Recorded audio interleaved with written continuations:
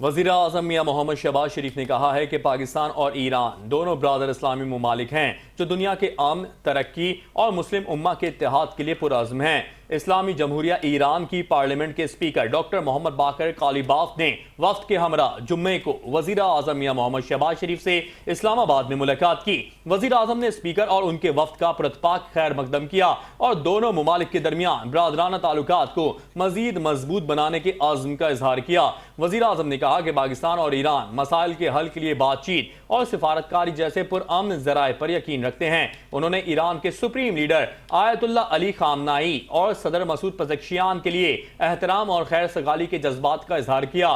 شہباز شریف نے کہا کہ دونوں ممالک ریاستی دہشت گردی اور خود مختار ممالک کے خلاف بلا اشتعال حملوں کی شدید مذمت کرتے ہیں۔ انہوں نے کہا کہ پاکستان اور ایران دونوں دہشت گردی کا نشانہ بن چکے ہیں، تاہم دونوں اقوام عالمی امن، خوشحالی اور علاقائی تعاون کے فروغ کے لیے اپنا کردار ادا کرتے رہیں گے۔